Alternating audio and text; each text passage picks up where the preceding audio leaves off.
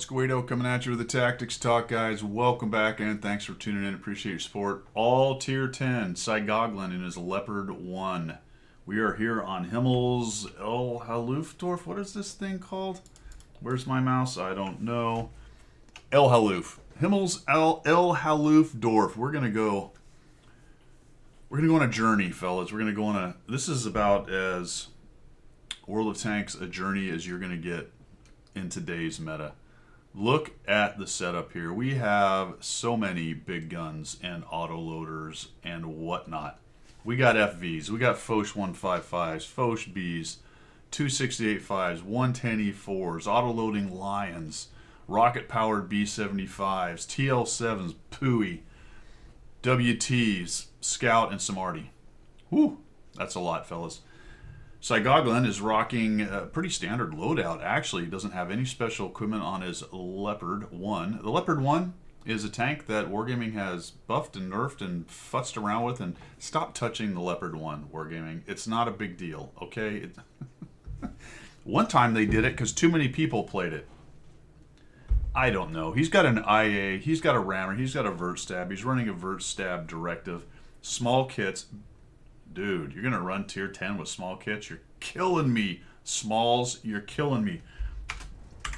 As much crap as I'm giving him about that, he's going to have a great game. But it's going to run the gamut.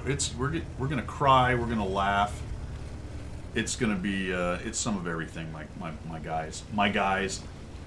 I like that he's taking the medium into the brawl zone. The nice thing about a fast medium like the Leopard is it can get there the fastest and get a little shot into people being unwise. From there, you got to be really careful. It just doesn't have any armor. Has okay depression, but it doesn't have a turret to do the pokey turret thing.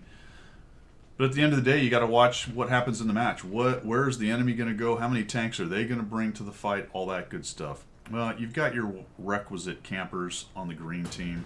A Leopard, a Cobra, a couple TLs, maybe a T-30 and a TL in the Foch B. If you look at the purple team, they're bringing, looks like mediums initially, but that's what you would expect. Those are the fast tanks that show up. But it looks like Cy's team is a bit more aggressive and has brought a little more beef to the fight. Let's see how this goes down. On the plus side for the enemy team, they had an ST2 and an IS-7. They had two, I'm sorry, on the plus on the green side, I don't know. On the plus on Cy's side, they have an IS-7 and an ST2. That is an advantage over here in the brawl. Of course, until you lose a Foch 155 who's lost his mind and decided to just push out. All of that being said, I'm looking at the purple team and I'm thinking, I don't think you guys brought enough. This is a dangerous part of the match on this map. Generally, I've said it a bunch of times, but generally the first people that push over here on this side of the map lose. Even if it looks good like this, because the enemy team actually bounces something off the RU because he went into the track and didn't hit any armor behind it. But usually does not mean always. Usually does not mean always. Takes a little blind shot. He does bounce that one. He's just like, no, RU, you keep hitting my gun. I don't care. Look, he's showing 240 bounce. Nice. So the problem is what you're seeing right now. When the green team pushes them back over this hill, there's always campers back there and you can get shredded. But Cy's going to do a nice job of picking apart this BZ-75 and kind of minimizing the shots, but it's a Leopard, you know, and Leopards, they explode. They explode a lot, especially if 4005 starts shooting them or other hard-hitting tanks. But the enemy team just didn't bring anybody here, guys. They lost to Type 61 in the fight, but look at this. This is crazy. Nothing. So almost the entirety of the team, well, there's a couple here that are going to get cleaned up, the Lion and the BZ. The rest of them are all camping, man. They're all, look at this. And lots of TDs in this game. So we got the Camp-A-Llama Ding Dang. He actually bounced a BZ. 890 bounced. And then he eats 1,269 from the aforementioned FV, and just like that, all of a sudden we are down to a one shot to a lot of things and two shots to autoloaders, and holy cow, now we have to be super extra careful. Good job on the Tiger Mouse being completely out of position. I don't know. He may have just been too slow. The green team swarmed big time. Now, this looks like a win. I would look at this and go, based on the numbers of dead and the positioning, it's looking really good for the green team. But watch what happens. Because I said this match has a lot to do with the way World of Tanks is today. The campers are going to get their licks in, right? It's just too hard to push in on a lot of places, especially this map. You can break down the defense on this map, but they are going to get some hits on you if you're not careful. If you get some guys up underneath like we're about to do, we can get some crossfire, but the problem is that there's so many massive guns that even a little mistake will delete guys. You know, I said tier 10, it's tier 10 and tier 9, obviously. So Sai's just sort of working around the edges, trying to figure out how to get some kills right here. And what we're going to see happen to the green team is they're going to sort of get picked apart as they try to push up and over. It's just the way it is. You're trying to push 4,005s, 268 5s, 110E4 bonk. Not that the STB had a lot of hit points, but now he's got none. So he's done. There's a 26 or 268/5 with a big gun. There's a 110E4 with a big gun. There's a 4,005. Look at that. Boom, boom, boom. 3 guys dead. Sai's going to look for a shot. Bounces it off the 110E4. Thank goodness, to be honest, that there's an IS-7 here. The enemy team, had they pushed into these two, probably would have started cleaning up pretty well. There is some crossfire coming from the other side of the map, but it's not much. We get a crit, no damage out of that. That's a bummer. And if you look at the guns left, you know, the IS-7, the ST2, okay, the 2 heavies are alive for the moment, but it's all mediums and smaller TDs on one side, and it's mediums and big TDs and autoloaders on the other. Nice shot right there by Sai. Goes after the weak spot. Accurate gun on the Leopard. That's what this thing's strength is. Speed and accuracy is about all it's got. The IS-7 kind of poking in there, but I'm getting concerned about this 4005. Is he going to pop out and either nuke the IS-7 or nuke Sai? They kill the Arty. That's good. IS-7's looking for shots. Now I see Sai kind of repositions here. He's got a Leopard moving around behind him. They've sort of lost the edge, as you might say. You see that Leopard up in the north. If he gets around and starts getting side shots, there goes the ST2. So one of the heavies is down. And Sai starts to think, I believe he's thinking about getting out of there, and he's going to head towards the middle. Because it's about time where the enemy can get a counter push going on. The other Leopard's out in the open. That's good and helpful. It lets Sai get a shot on him. But he's really hanging it out a bit right here. He does have guys up near the edge, so it should be somewhat difficult for them to poke over and shoot him. But if he gets seen out there, one of them might take the chance just to close out a Leopard. So what do we have going for us as the green team? We've got mobility and vision. The other team, although they do have 2 Leopards, so there's a little mobility and vision there. We also have map control, but we're quickly losing containment up there in the north. Tries to get a little pixel shot there, doesn't work. Where's that other Leopard going? We're going to find out in a little while here. I'm trying to deal with this TL7.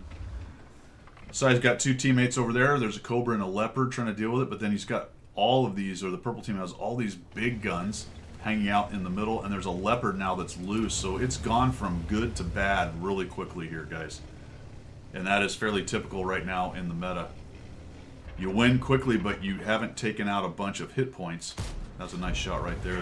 There's that nice accuracy with the Leopard. You've taken a lot of you've taken a lot of real estate, but not a whole lot of hit points and guns. Then you make a sort of unwise push. You lose your advantage in guns and to some extent hit points, and all of a sudden you're not able to contain them, and they'll make a counter push. And the game is a lot like that on nearly every map these days, especially at upper tiers.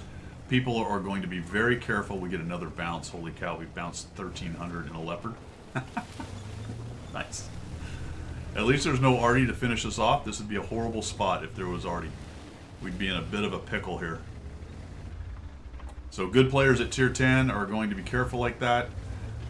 You know, on the one hand, I say, you know, the TD should have gone forward to the heavy brawl area and helped their team win. On the other hand, there's the argument that let the 2 groups at the heavy corner beat each other up, and then whatever pushes into your bunch of TDs, shred them. So there's two arguments right there. I prefer to go to the important spot with more power, wipe them out, and just have a lot more guns left, vice relying on guys who are going to camp back in the back. But it is two ways to do it, and this seems to be the more common way to see games played or matches played in World of Tanks these days. You know, the 268.5, the FV, that TL7, they didn't really go anywhere. They just hung out at cap. Tried to shoot across a little bit, I would imagine, early on. Even the Leopards were sort of camping in the back. Good on Cy Goglin, though, for getting up there, because, frankly, his 3,562 damage was really important to making that flank one, and at least giving them some of the advantage that they have right now. So he's taken out, 1.5 tanks worth of effort over there in the north. If he'd have sat in the back, more than likely the enemy team is in a lot better shape. And there's that Leopard I was talking about. So he's gone all the way around, clockwise, counterclockwise. Not very smart. Counterclockwise around the map and come in behind those guys. And this is a good move on his part. Looks like the other Leopard and him see each other, so they're shooting across. Unfortunately, our old artillery, is that his name? Artiller 123 is sort of hanging it out a bit.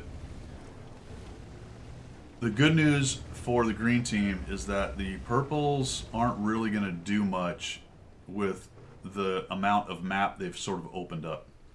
They don't have a lot of vision. They're trying to work against a couple Leopards, so it's not that surprising that they haven't tried to do anything. They're also on relatively low hit points, and we're going to find out something else that's very important here in a little while as to why maybe things aren't going offensive on the other side. Their TL7 is on really low hit points, I'll tell you that. If we look at what we last knew about the 268.5, it's on relatively low hit points. 4005 is showing full hit points. So the Cobra is trying to deal with this Leopard.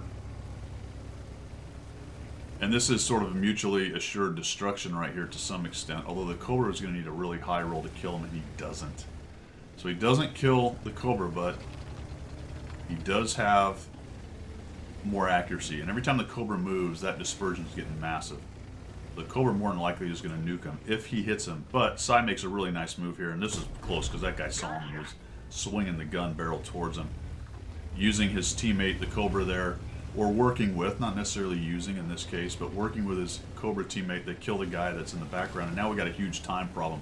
We've talked about this multiple times on the channel. This game is a lot about time, so it's a hit point reduction game at its core, and it is time limited, so you only have X amount of minutes to win. So at some point, time becomes a huge factor. It's always really a factor, but as you get into the last 5 minutes or so, depending on the situation on the map, that can have a lot to do with what your options are, with what you may have to do or try to do to win, and what the enemy's options are and what they may have to do to try to win. And now we get to the meta and how the game is played yet again. I told you had just about everything. Really, at this point, you're seeing some people just trying to play for a draw. Mostly the purple team. Maybe not that irrational on their part. You might say, well, Guido, they're not really playing for a draw. They're hoping the enemy team makes enough mistakes on their push that they'll get a shot. But at the same time, my counter then is, yeah, but they're not really moving forward. So if the other team doesn't push, they're playing for a draw, essentially, right, in reality. And you see that quite a bit. I'm surprised the Cobra's not moving. Sniper Cobra, maybe he's thinking I have 42 hit points or whatever it was. If something else tried to go around, I'll be able to reset the cap. There is some goodness to that, but highly unlikely, and they do catch the TL7 out there, so more than likely nobody's pushing the cap. Maybe the 268.5, maybe the FV, although an FV is relatively slow. You might have expected with the FV with full hit points that he may have showed up at some point and tried to make something happen. Problem with them is they're really slow, they're ungainly, their turrets are slow, their holes are slow, they're very soft. So a lot of times when you kind of push with an FV, you might get a shot off, but unless you're pushing with other people to help you out, it's generally very dicey. In fact, I'm sure you've seen FVs push out against mediums, whiff a shot, and then get circled and crushed that way. So if you play the FV at all, you have any experience with it, then that's something that you're worried about, that kind of stuff. So they will often sit around. So we get that guy lit. And the first time I watched this throwing, okay, there he is. Then he takes a hit. And I'm thinking, no, he's going to get killed. But they're 268.5, and it looks like Cy's other leopard was seen by the 4005 as well, or maybe also by the 268.5, because the 268.5 is pushing him. So the leopard took a chunk out of the FV. Doesn't look like he got hit. Obviously, he's still alive, and now the 268.5 is pushing him, and Cy's coming around this way. So this is where it gets kind of interesting. He's going to push up and over here. Try to take a look at what's going on. He gets lit, okay, but doesn't spot the thing back. That was where, there we go. So the TL7 maybe. Holy cow, hopefully that FV doesn't hit us. Hopefully he doesn't have a pixel showing up. So nice job right there, and that was huge. And check it out, we're at 1 minute and 2 seconds. So Cy's gonna have to get a little aggressive and figure this out. Pop a shot into, oh, wait a minute. And there's one of the other things that you're going to find constantly in World of Tanks these days. I don't know. That's probably not just a Redline camper bot kind of thing. It looks like that guy either disconnected or had to leave the game or go to the bathroom, or the mailman showed up, or his mom called, or his wife's bugging. Who knows? I don't know. Maybe the dog, needed to be fed, whatever. You find that a lot, though. And I don't know why at high tiers. To me, it seems like it's more prevalent, to be honest, at high tiers. You'll see a lot of the bots that will sit premium tier 8s and just farm credits and stuff that way. But for some reason at tier 10, I find a whole lot of that at tier 10. So we had a little bit of everything, didn't we, fellas? We went to the brawl area with our medium, so we had some aggressive gameplay by the greens. An early push up there in the northwest that actually worked out. I would say those fail more often than not on this map, but again, that's different than saying it always fails. They did a nice job with that. We had the Campalama Ding Dang out of the purple team right there.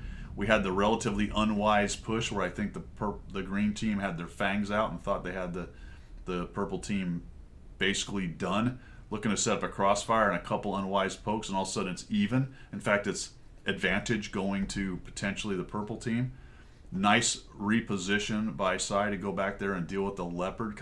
We all sort of noticed them moving that way. I think the Cobra saw it and moved back up, and they were able to get rid of that guy. It would have been a disaster if he just showed up behind him up on the hill with nobody to take him out. Other than a long-range shot, he might have been able to do some big work. I think we were all sitting there wondering, well, how come they're not really pushing? What's going on? I think that 4005 has hit points. Well, at some point during the game, probably fairly early, it would look like he's not doing anything. Remember, the purple team would know that, so that would inform what they're doing over on the cap and would explain a little bit more why they weren't that interested, plus their low hit points, in trying to push out and deal with mediums that are down in the middle or maybe up on the hill on the other side. And after their leopard died, they were definitely not going to push out of there with an AFK 4005 at that point. And then Cy coming back over, finding the AFK, farming the guy for some good damage. Good on you. Take advantage of that. We ended up with 5,274 damage and 4 kills. And honestly, a really good example of a lot of the way the meta rolls in World of Tanks right now. Let me know what you think down below. That's all I've got for today. We will see ya.